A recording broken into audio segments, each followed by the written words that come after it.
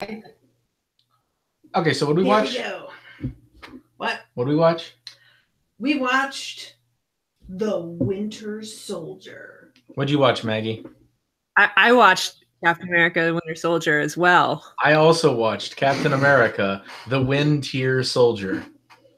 Wait, that's a different one. The Wind. And Bucky is in the Wind tier because he always wins. Yeah, he kind of does. Yeah, I'm actually thinking it over, and I think he's won every fight he's been in the Captain America movie, in all the movies. He never loses. Yeah, I guess you're right. Like, sometimes people get away from him, but he always has the upper hand. Which is funny because he has a robot hand. I mean, the only reason he wins in the big thing in Civil War is because he runs away. Does that count? And also because Black Widow kept tasering Black Panther in like the most kind of cheap. Whatever. So, what did you guys think of this movie? Yeah, this is great. I think so I've said before, I think that this is probably the best Marvel movie, but it's not the one that I necessarily want to go back to and rewatch all the time. But it is. I might actually change my answer now to Black Panther at this point, but other than that, up until now, has been the most well-crafted, well-acted, well-filmed, well-scripted, just all, it's a really tight little thriller. And yeah, it's a great movie. It just is. Mm-hmm. There's no way around it. Yeah. It's filmed kind of boringly. It's very gray and military the whole time.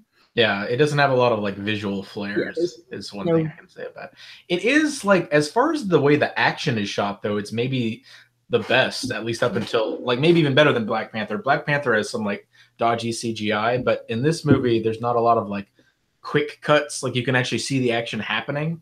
It's crazy really nice. Action sequences, and it's a lot more violent than any of the other movies before this one, by far, I would say. Just the number of people that just get shot. Yeah, Falcon Falcon pulls out Uzis and just like mows dudes down. One guy gets pulled into the engine of a plane. Like, I mean, it's just Bucky kicked that dude into a propeller. Yeah. So it's a little intense. We've just been going through and showing all of them to our almost 9-year-old, and this was the first one where I was like, oh, that's a lot of guns. Just so many guns. Yeah, I feel like even in the first Captain America movie, they kind of shied away from actually showing Cap killing people. Like, he would sometimes fire guns, but you didn't really see the people he was firing them into so much. Yeah, and I feel like in the comics, it always seems like he's actively trying not to kill people too. That's been sort of part of his deal. Right. But here, he kills people. People are dead.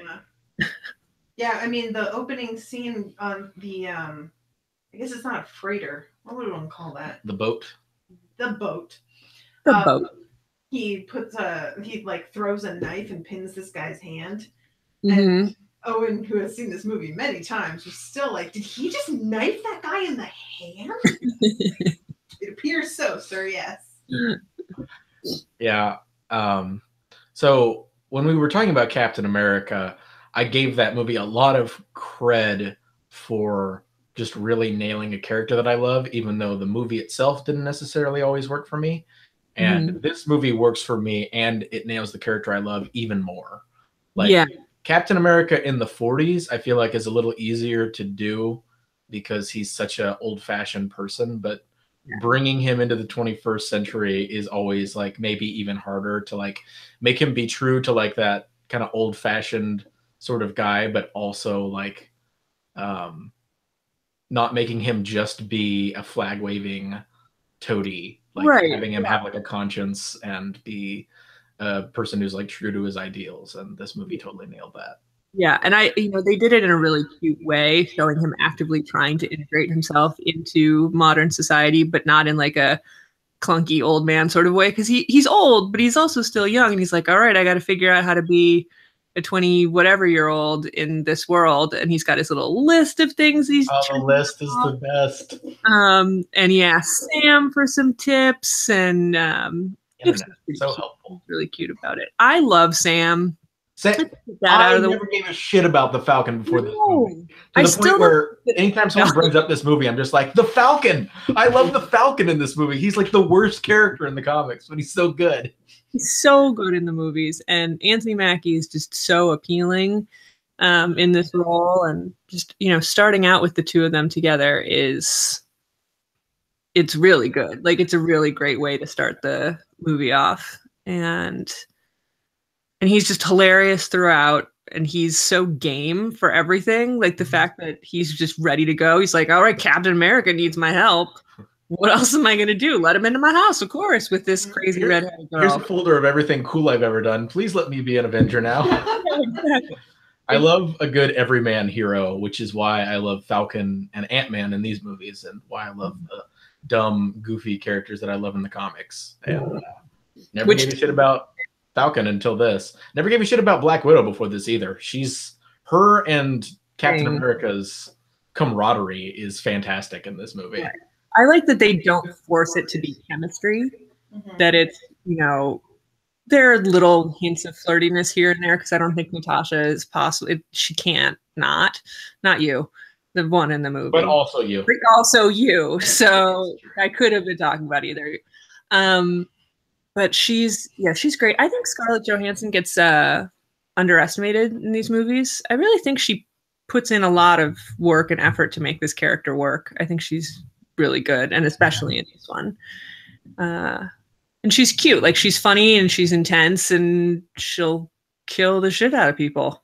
Yeah, props to her and props to the directors for, like, I was remarking when we were watching this, like, this is the most I've ever believed that Scarlett Johansson was doing any of the action, which is incredible, because this is the movie where she's doing the least amount of action, because she was pregnant during it. Runs at one point and yells, "Get out of the way." That's her for sure, but the rest of it probably not. Right, but the way it's filmed, like, it totally seems seamless in a lot of action scenes. And yeah, she's totally awesome. And I remember watching this the first time. I did not see her little her disguise, that little twist coming when she's disguised as the security council person. Oh, right, yeah. And I was just like, holy shit, Black Widow's cool. I never knew. No, that whole scene is great, and I love Robert Redford being like, are you okay with the whole world knowing all of your secrets? And because that's a big moment for her. She's got a lot of secrets, and she's just totally chill about it. Like, what the fuck else am I supposed to do? You guys are Hydra. I've been working for Hydra without knowing it. The whole point of me joining S.H.I.E.L.D. was trying to, as she's always said, erase the red from her ledger. And she's just added more red to her ledger. So the only way to fix that is to get the ledger out there in public. Oh, well, she, what's happened must be really disillusioning for that character. And I think they do a pretty good job of presenting that, especially in the scene with Zola, the computer Zola. Oh, I love computer Zola so much. I'm afraid I have been stalling. I am a computer man. You never thought they would actually do this in the films. But they did. But I am a man with a computer face. It's so awesome. And maybe the coolest thing in this whole fucking movie is Nick Fury's chase where the cops are trying to kill him. Moly, that's intense. Like, talk about killing people. Like, Nick Fury mows down men in police officer uniforms in broad daylight in front of everyone. Yeah, and I love his interactions with the stupid computer in his car. Those are also really funny. Yeah. Like that air conditioning is still functional. Like, yeah, okay, that's helpful. My favorite joke in this movie, the first time I saw this movie, I laughed way too hard at his tombstone. Yeah, me too. Bit from Pulp Fiction. I burst out laughing and just was cackling at that when I first saw this movie. It's such a dumb bit, but the fact that they put it into this movie is hilarious. And it's so quick. Like, you really got to be paying attention to even notice that they did it. But I totally caught it the first time. I saw the Ezekiel part and I was like, wait a minute. Rewind. What? Yeah. Yep. We have did that. Yeah.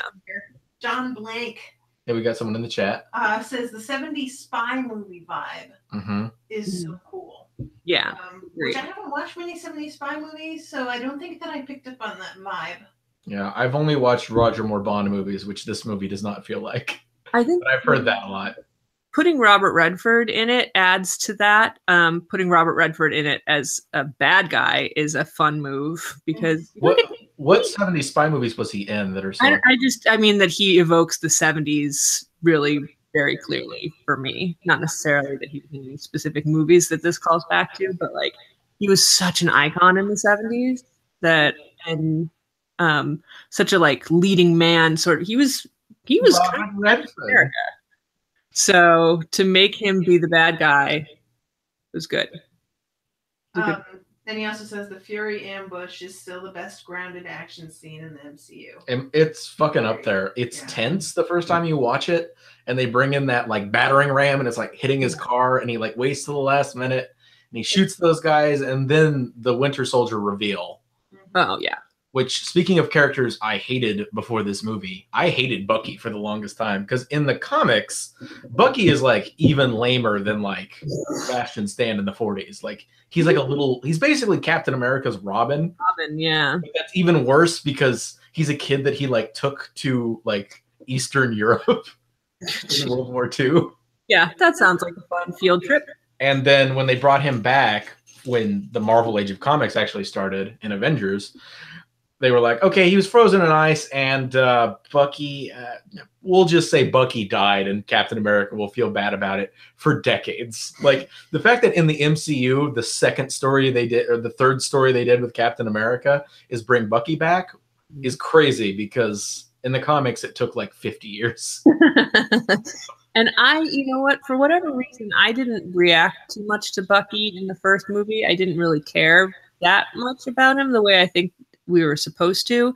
So the first time I watched this, I was like, I don't really care that much about their relationship as much as I feel like I'm supposed to. But having watched it a bunch of times now and having seen Civil War, it makes a real difference in how much that connects for me. He's also a very pretty man. He is. I introduced my husband to the concept of Stucky fan art. Okay. Which it had never occurred to him that such a thing would exist. And I don't enjoy the fact that I can't go on Tumblr and look up stuff about Captain America without it just being like page after page of terrible drawings of the two of them kind of kissing. Right. In, like, super like a 13-year-old drew this romantic sort of way. What I deal with every time I look for art for anything. I know. It's just like, it's very uncomfortable. I know. Yeah, some of it is very explicit, and some of it is just so not explicit that it's painful to look at. Yeah, the less explicit it is, sometimes the worse it is. It's so creepy. I'm like, you guys shouldn't be thinking about this. You're 9, whoever drew this, if this is what your idea of like Stucky is. Like one of them's giving the other one flowers. And it's like, no. I'm like, I recognize that he's a pretty man, but I don't find him attractive really, except when he's Winter Soldier with the mask on. Mm-hmm. I knew him. Does it for me. I don't know why. I knew him from Gossip Girl. That was sort of the only thing he'd been in before this, and I hated him in Gossip Girl. Who was he in that? He was some rich asshole who'd like, I think already graduated from the high school and just showed up at parties and was a dick. Oh my god. I didn't even realize that was him, but I know who you're talking about now. Yeah, and I hated that character. So I don't know whether my feelings about him as an actor are just colored by the fact that every time that character showed back up on that show, I was like, nah. We're doing this guy again. They're like, yeah, we've run out of characters to pair people up with. We're bringing him back. And I was like, shit. But he's good in these. He does what he needs to do. And, you know, him remembering Steve is really powerful, you know, and as much as it can be in a Marvel Cinematic Universe sort of movie. Yeah. It's not Oscar nominated acting or anything, but the fact that it breaks through his programming is pretty cool as far as the emotional beats that need to drive the whole series. Right. Yeah. Can we talk about just Chris Evans is fantastic. He's really good. Yeah, he is. He's such a good boy. Yes, he's such a good boy. He's such a sweetie. Yes, That scene with him and Peggy was really nice sweet. man. He likes dogs. Like he's a good boy. And he's gonna have a beard in the next movie, which is very exciting. The beard. Did you see? Was it you who posted the pop doll with the beard for me, or was that somebody else? You know, somebody else in the patrons group, wasn't it? I don't know. Somebody definitely posted it for me. It was like the beard, and then like a close up of the beard, and then a an even closer up of the beard. Yeah, him and a beard, man. I mean, you know, he's very pretty, but that again, I don't know. Apparently, this whole part of the face being covered is my favorite. Yeah, you're very. I don't know. But yeah, and then we get a little bit of Peggy, which I love. Peggy. It's so heartbreaking, though. Sad. It's. I don't know. Did they have an actress play her as older Peggy, or did they have her? That's her. That's her. God damn. They didn't. That's her in makeup. Yeah, it was really good. That looked like that did not look like makeup. So. Nope, that was her in makeup. Wow. And no, they don't. You don't find out until the next movie that what's her name, Agent 13. Is related to her, so she's just so creepy. I hate that. Yeah, I don't care. Yeah, it is. It's really creepy, and I don't know why they did that in the comic books to start with. They did it in the comic books because it was written by creepy old men, but they didn't have to do it again. No, especially because in this movie, it's weird how much they focus on her without you knowing that that's a thing. You know what I mean? Yeah. She's just his next door neighbor, and that's all we know about her. But then she keeps showing up, and they like focus on her practicing her shooting at the end. And we're like, why is she an important character other than like she's kind of supposed to obviously be the only shield person that you know that's still like on the inside? Yeah, who's not evil? Because the other flip side of that coin is Crossbones, who I don't like that much. I hate Crossbones. I put a lot of thought into it, and he's so over the top, like. Just has a boner for murder in this movie. And then in Civil War, he's just like, his boner is even bigger. Like, he's just like, ho, I hate you. I'm going to kill myself because I hate you so much. There were leftover Crossbones pop dolls at every Target in this city so long after Civil War. Like, only one they could not unload. It was so good. And like at my Hot Topic and the, last chance, Crossbones. It was, nobody likes Crossbones. John says the Peggy scene was cut from the first Avengers and inserted here. I didn't know that. Oh, that's probably for the best. That makes sense. Although I would have liked more Captain America in the first Avengers, but it makes more sense in this movie, I guess. Crossbones, that moment where Falcon is just like, man, shut the hell up. I love that so much. I love Falcon. Just like, man, I'm just a guy. I'm not here for this fucking Snidely Whiplash bullshit. Yeah. I'm a soldier. Fuck off. And him in the helicopter at the end, he's like, 41st floor. 41st floor. They don't put the floor numbers on the outside of the building. So good. Yeah. And then there's the elevator fight scene, which is also a really good fight. It's so good. That one's really, really good. And he has the magnetic clip thing, and then he kicks his shield up, and it magnetics to his hand. Yep. That's so rad. It's all good. I wish they had kept that, because it's in Age of Ultron, but then after that, he doesn't have the magnet thing. Thought it was neat. I just love the one guy who's sweating. Yeah, that's how I'm just like, you should be. Yeah. Holy shit. Cap, Steve, Chris Evans' face acting in that scene when he's in that elevator and he's watching the guys come in. He's like, I don't like this Grumlow guy. Those accountants are buff. These analysts are sweaty. Oh, I know what's going on. Can you imagine though being told like, so you're going to be sent in to take down Captain America? You're just like, I'm like, no, don't worry. There'll be we're like sending 8. like 12 other guys, and you're still like, Me. I wish that scene. I wish there was an extended version of that scene where he goes to like 18 different floors and the like elevator is bigger and just more and more men come in looking more and more suspicious. I'm trying to think what else, because I know that there was another thing that I wanted to mention about this, but I don't even remember. There's the Apple Store guy. Oh my god. Oh, the Apple Store guy. Specimen. There is a podcast called I Was There Too, where Matt Gurley interviews extras in movies, and he interviewed that guy. So I recommend that podcast because he was a delight. As a former Apple Store employee, I enjoyed that scene quite a bit. Yeah, I thought you would. I'm like, oh, I know that guy. We had like 3 of that guy at my store. And I love them all, but yeah. Yeah, a lot of Steve and Natasha being undercover in the mall, and then they're right in the truck where she's like, Josh and him. And he's like, not the German. And take your feet up from the dashboard. Oh, Jesus. Something just happened. Getting too loud. That was weird. But yeah, him telling her to get her feet off the dashboard, and she like looks kind of like, yeah, okay. You are Captain America. I guess I'll do it. I am kind of grumpy about the fact that the Zola scene confirms as far as her files go that she was born in 1984. Because I keep hoping that they'll do more, make it so that Black Widow's also kind of older than we expect her to be. Since we've seen the, what's it called? The Red Room or whatever it was where she did all her training. Right. The creepy ballet. Yeah, the creepy ballet school.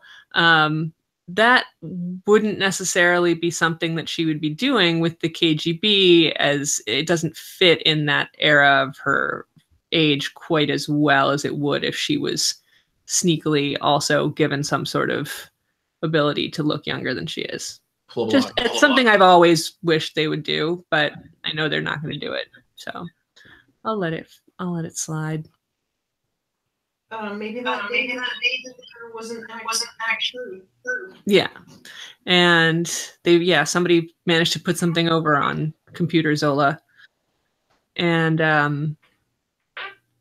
what was I going to say? And, there's also still hopefully a Black Widow movie happening at some point relatively, maybe in one of those slots that they announced. So fingers crossed before Scarlett Johansson is, over 40 and completely unemployable. As happens. They're like, she can't be a spy anymore. She's an old lady. Yeah. She was born in 1984. Oh my God. That is my big fear for after Infinity War, that all of these characters I'm so fond of are just some sort of disappearing. I don't know why we're getting feedback now when we haven't been entire time. It's very irritating. I don't know. I think we can hear ourselves talking from your computer, Maggie, and I don't know why. It's been 20 minutes with nothing, and now all of a sudden it started happening. That sucks. I know. It's just irritating. Things are not consistent. It's me crazy. Stupid internet. Work more, better. Indeed. You want to wrap up? Yeah. Okay. So where do you rank this one? Number 1, easy. Yeah, me too. It's above. I guess before this, it was Avengers, and yeah, this is above Avengers for me, big time. Yeah. Oh, yeah. Of the ones that we've watched, easily. Yeah, easily this one. But you heard me grumping about Avengers. Avengers keeps going down in my estimation. Every time I watch it, I'm more like, Joss, why? Why are you so Jossy? Yeah, I felt that at times as well. I enjoyed it, but it was very much, I don't have to focus on this and I can be on my phone and totally absorb everything that's happening, because it's not. And this, I was pulled out of, I think I was doing something last year, and I kept being pulled out of what I was doing. I was like, oh my God, I gotta watch this scene. This part's so good. Yeah. Kept happening. And they're about the same length. Isn't Avengers is also 2.5 hours? But Avengers feels so much longer than this, because Avengers is such a rambly mess of a movie structurally, whereas this is just like bam, bam, bam, bam, bam, set piece, set piece, set piece, set piece. That's our movie. Right. And so it doesn't feel as long as it is, because it's long. Avengers I need to watch in pieces. Ooh. Turn into a robot, Maggie. Yeah, let's fix it before computers explode. All right, we see y'all next week. We're going to talk about the Galaxy. A movie that is overrated, but good. I agree. I think there's a child about to break into this room, so that works too. Timing. All right, see y'all next week. Good to see you, Maggie. Bye.